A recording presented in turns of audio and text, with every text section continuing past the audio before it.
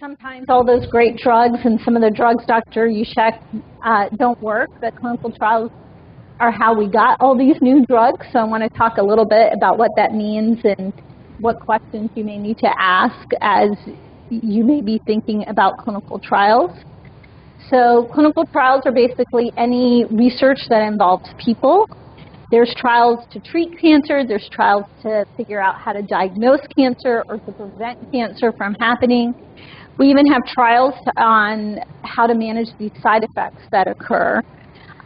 There's sometimes trials that involve that you don't have to necessarily do anything, but the biomarker studies may ask you to donate blood or tissue or all those types of things to try to, those are part of clinical trials, even though they're not physically giving you anything.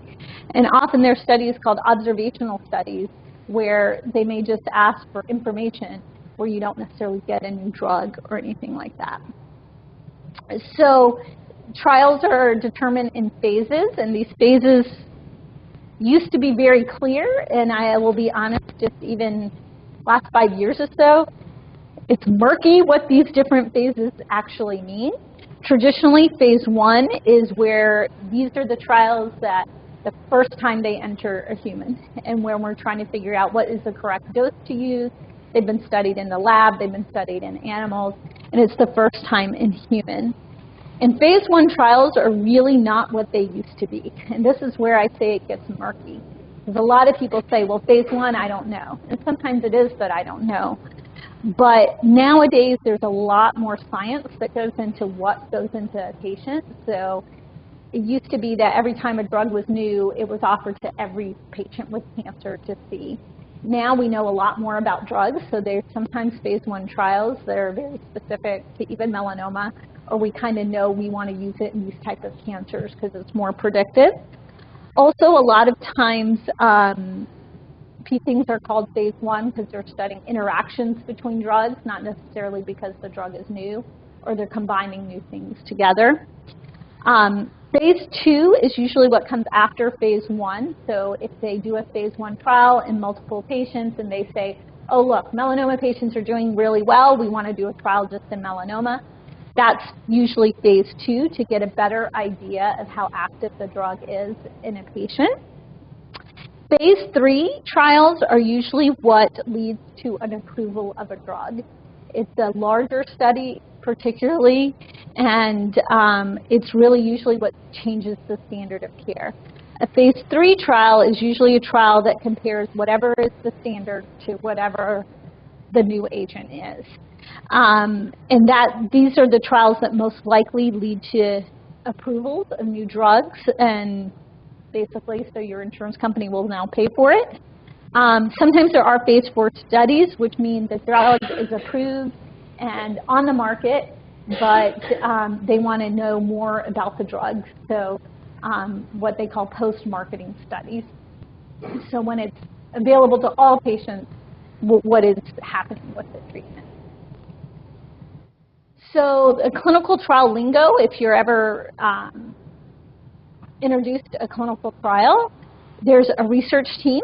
So that is, it can be your physician, but we have specific trial coordinators that help us make sure the study is done as how it's supposed to be done. There is a consent. The consent is written it's supposed to be written at a 5th grade level for everyone to read, but to be honest with you, it's typically a 30-page document that is not the easiest thing to read in my book. But the consent will have every side effect that's happened to everyone. It should have a cost section about cost. It should have things like, is there a comparison arm? What are the visits that you're going to have? But the consent is probably the most important part of this. I have a lot of patients that are like, it doesn't matter, I don't need to read it, but you should read it, and you should ask questions about it, because it's not, though we try to make it so that patients can understand, it's also written by lawyers, no offense to any lawyers in the room, but that adds a layer of it that I think is sometimes really hard to read. So this is where you can ask the most questions to try to best understand what you're getting yourself into. Screening is what happens after. So after you decide, yes, this is a trial that I want to participate in, screening is where we make sure we're kind of checking, crossing our T's and dotting our I's. So every study has what we call eligibility. So some studies are for patients that have had all these treatments and they didn't work. Some studies are for patients that have never had treatment. And we have to make sure we're doing all those things. Your liver tests are okay, your blood counts are okay, and different things like that. And that's eligibility. So once you consent, we go through this process, and your research team will help you through that process. And then sometimes, not in all studies, but some studies there's a randomization, meaning there's one of two arms that can occur. And we have to know which arm you're on. Sometimes that happens. Not all studies may or may not have that. We use terminology like on study, on treatment, off study, which gets really confusing because patients will often ask me, well, I thought I was still on the study, but maybe the study had a year's worth of treatment. So once you're kind of done with that treatment phase, you're still on the study. They're still following you and taking care of you, but you may not technically be getting drugs. On a clinical trial, we often have stricter, what we call treatment windows, meaning treatment on Tuesday has to be on Tuesday or a couple days around, versus when you're treated off a clinical trial, often we can have more flexibility in that. Sometimes when we decide a treatment or a study drug is not working for you, we often will do tests at the end to make sure that any undue complications, and that's sometimes called the end of treatment, and then you kind of move into follow-up mode. Some of this is just lingo that you don't really need to worry about. I think the most important things here are understanding the consent and understanding there is a process before actually getting drugs. That you guys really go through a lot to do these trials, and that can be the hardest part, I think, on a patient, is that waiting and going through that and understanding that.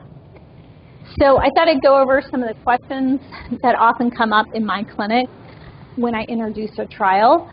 And am I going to be a guinea pig is a huge one. And what I say is every drug starts somewhere. And yes, things are new. But I would hope that no physician is going to offer you a trial that truly we don't have hope that it's going to benefit you. So I don't think patients are guinea pigs. I think patients contribute a lot and do a lot to go on trials, but this is also access to new medications, and we're always hopeful. All these drugs that we talked about before weren't around, and a lot of patients went through trials to get through here. And every success had someone on a phase 1 first before we had data. Is it free to be on a clinical trial? It's not necessarily free. Any new drugs are provided to you. There's usually a grant funding the study, whether the grant comes from a pharmaceutical company, from the NIH government. Some are sponsored by organizations like AIM or Melanoma Research Foundation. So there's various ways that we get money to provide those for you. But it's not completely free. There is always going to be things that we consider standard. So if you're on a treatment trial, you're going to be getting scans, and whether you're on the trial or you're off the trial, we get those scans. And so those are usually gone through your insurance. So it's not necessarily completely free. There are whatever your normal copays and things are. Will I get a placebo? It depends on your study. It depends. Typically, if there is a placebo in a trial, it means that the standard of care may be not to give a drug. There may be no drug available depending on the cancer type. A placebo is something you should ask about, and you have to be comfortable with the fact that observation. Sometimes there's a placebo not because you're not getting drugs, but because they don't want us to know which drug you're getting. So it's not always mean that you're not getting anything. But it is something to ask about because you may or may not be comfortable with that. Double blind just means that I don't know what you're getting and you don't know what you're getting. We know amongst the drugs you're getting it.